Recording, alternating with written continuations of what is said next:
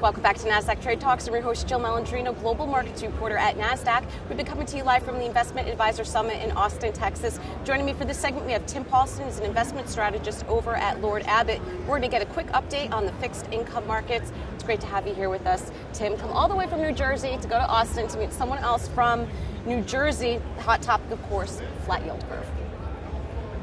You hear a lot about it. There's been a lot of hype. I think a lot of misconceptions. I think it's important to just break apart the economic implications of flat yield curve from the market implications of flat yield curve. I think most of the misconceptions are around the economic implications. It's frequently tied to recession. There's a lot of merit to that, and that most recessions are preceded by a flatter inverted yield curve. But it's also important to remember that there are also frequently a lot of false signals. You get curve flattenings or inversions without a recession, and if you look back over the last few decades, there's usually a 3 to 5 year lag between the curve doing that and an actual recession.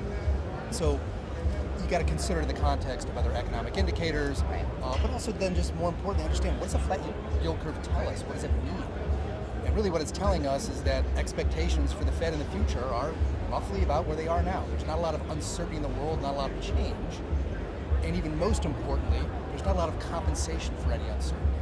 Right. And that's what really has the big market implications, because investors can't get incremental returns from taking term risk, and that really spills over to every other possible investment. So when you look at flat yield curve environments like this, historically, the first few years, most risk assets do really well. Right. People start chasing risk and return, credit, equities, what have you, you're sort of squeezing the juice out of uncertainty. It ends up pushing people into more and more risky investments. Maybe that sows the seeds of the next economic problem, but you're sort of skipping a step of the growth and the expansion if you just jump into recession. I'm glad you brought up the point about looking at a combination of indicators and not just the yield curve. Particularly in media, it sounds like they're so married just to that one indicator, and that is not a recession prediction maker. But what about your outlook for credit? You had quite a strong rally year to date here. Yeah, sharp sell-off in Q4, sharp recovery in Q1. Actually, we'll point out that that's pretty typical of these kind of flat yield curve environments where people start chasing stuff, piling into the same kind of investments or trades, and then you get a flush out and then a recovery. But a lot of really genuine questions about, have we come too far, or has this run its course?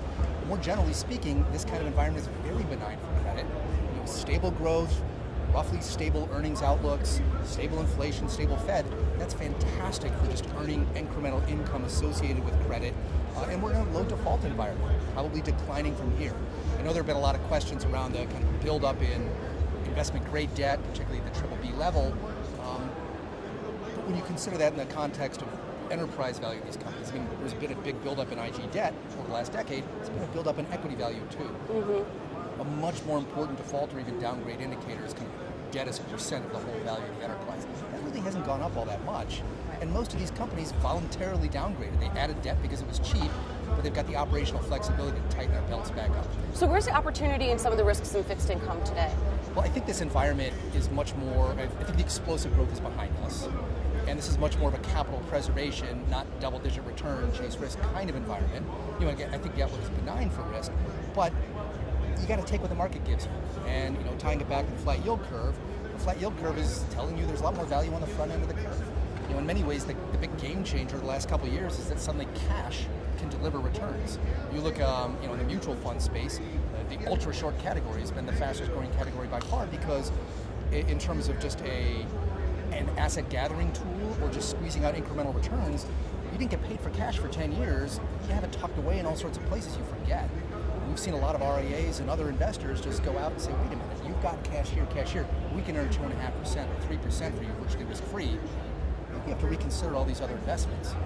Right? But then everything associated with the front end of the yield curve offers some value and offers a tremendous amount of just income and stability. And I think that's increasingly supposed to play a really important part of the investment performance. All right, and to wrap up here, what's the difference that active management can make in fixed income assets? Well, it's important to understand where it can add value and where it can't. Mm-hmm. Generally, big liquid areas of the market, not so much. If markets are really efficient, active doesn't have a lot of opportunity. And by the way, that's where passive tends to do really well in delivering it.